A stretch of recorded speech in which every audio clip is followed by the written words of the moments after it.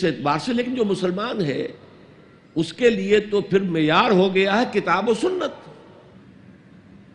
اس کسوٹی پر ہر چیز کو پرکھیے. اگر اس کے خلاف کوئی بات ذہن میں آ رہی ہے تو اسے وسوسہ شیطانی سمجھیے، لاہور پڑھیے، اس کو جھٹک دیجیے، اسے زبان پر بھی نہ لائیے. اس لیے کہ جب تک وسوسے کو آپ زبان پر لا کر بیان نہیں کرتے کوئی گرفت نہیں ہے. اس لیے کہ شیطان کو یہ اختیار اللہ نے دے رکھا ہے.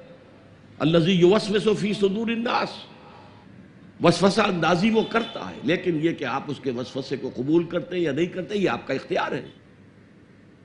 تو اس اعتبار سے وہ عقل جو فطرت سے آزاد ہو گئی ہو وہ در حقیقت گمراہی کی طرف تو لے کر جائے گی. مشتاق احمد صاحب ملازمت پیشہ ہیں. آپ کا سوال ہے کہ شرک کو چھوڑ کر میری ذات سے دانستہ یا غیر دانستہ لغزشیں ہوتی رہتی ہیں جس کا براہ راست فوری اثر میری روزی روٹی پر ہوتا ہے. توبہ کرتا ہوں، نادم ہوتا ہوں، ضمیر بھی ملامت کرتا ہے، لیکن پھر گناہ کی کشش شجر ممنوعہ کو چھوڑے بغیر نہیں رہ سکتی. کیا انسان اس حد تک کمزور ہے؟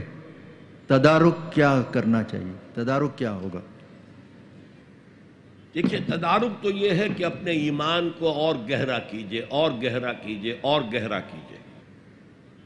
جس کا منبع اور سرچشمہ قرآن ہے، قرآن پڑھیں اور قرآن کو اول تو کوشش کریں. اگر آپ کی عمر ابھی ایسی ہے کہ آپ سیکھ سکتے ہیں تو عربی زبان سیکھیں اور قرآن کو اپنی آنکھ سے پڑھیں، ترجمے سے نہیں. ترجمہ سیکنڈ ہینڈ نالج ہے. ترجمہ جب آپ پڑھ رہے ہوتے ہیں تو مترجم کی آنکھ سے قرآن پڑھ رہے ہوتے ہیں، اپنی آنکھ سے نہیں. وہ سیکنڈ ہینڈ نالج ہے.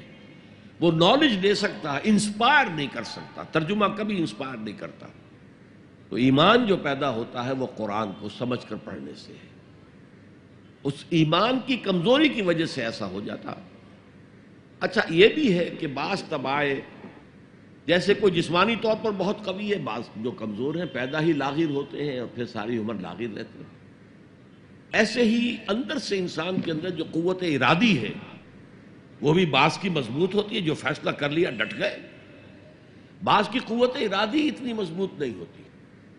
مثلا بعض لوگ سگریٹ چھوڑنا چاہتے ہیں، نہیں چھوڑ سکتے. 8 مہینے 10 مہینے پھر اس کے بعد جو ہے وہ دوبارہ عود کر گیا. تو یہ وہ ان کی جو ول پاور ہے، اسٹرینتھ آف ڈٹرمینیشن وہ کم ہے.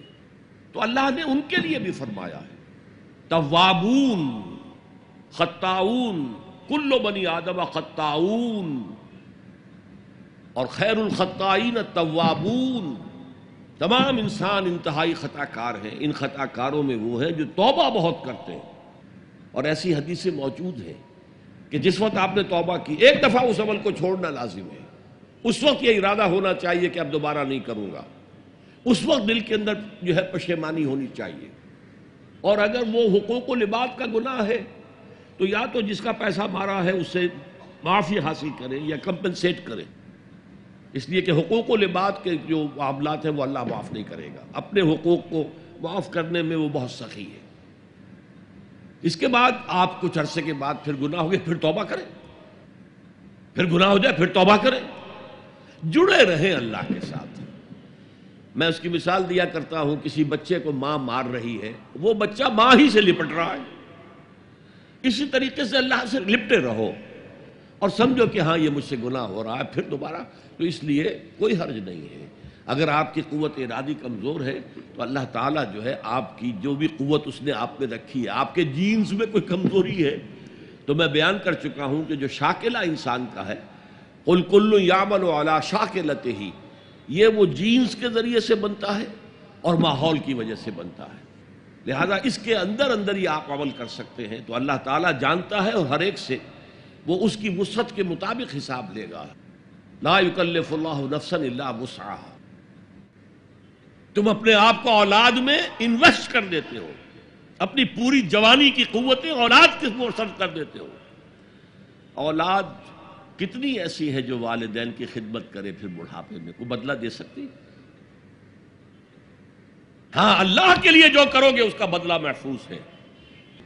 اور یقیناً اللہ ہی تو ہے جس کے پاس بہترین بدلہ ہے. تم اپنے آپ کو اولاد میں انویسٹ کر دیتے ہو، اپنی پوری جوانی کی قوتیں اولاد کے وہ صرف کر دیتے ہو۔ بدقسمتی سے ہمارے معاشرے میں طلاق کو بے انتہا برا چیز سمجھ لیا گیا ہے۔ یہ ہم پر عیسائیت کا بھی اثر ہے، ہندو مت کا بھی اثر ہے، اور طلاق مطلقہ عورت کے بھی دوسرے نکاح کا کوئی سوال ہی نہیں۔ اگر کوئی مطلقہ عورت یا بیوہ عورت نکاح ثانی کرتی ہے تو اس پر بھی فقرے چست کیے جاتے ہیں، اس سے رہا نہیں گیا، یہ بیٹھ نہیں سکی، وغیرہ وغیرہ۔ اس لیے عورتیں عام طور پر اس سے بچتی ہیں۔ ہمیں جو اسلامی اسپرٹ ہے اس کو رکھنا چاہیے۔ انکحوا الایام منکم، بیواؤں کا نکاح کرو، تو یہ فرض ہے، لازم ہے۔ عرب ممالک میں آج بھی کوئی بھی رکاوٹ نہیں ہوتی، اور قرآن مجید میں بھی ایک جگہ پر سورہ نساء میں کہا گیا ہے کہ اگر تمہارا معاملہ آپس میں نہیں نپٹا تو ٹھیک ہے، علیحدہ ہو جاؤ، کوشش کرو حتی الامکان کے نباہ ہوتا رہے، لیکن اگر کسی وجہ سے مزاج ہی نہیں مل رہے، ہر وقت کی کھٹ پٹ ہے، اور کوئی جو ہے میڈیشن، حکم من اہلہ و حکم من اہلہا، ایک حکم اس کے بیوی کے رشتہ داروں میں سے، ایک حکم جو ہے شوہر کے رشتہ داروں میں سے، وہ بیٹھ کر کسی طرح معاملہ سلجھائیں، نہیں سلجھتا تو علیحدہ ہو جاؤ۔ اللہ تعالیٰ دونوں کے لیے کوئی بہتر شکل پیدا کر دے گا۔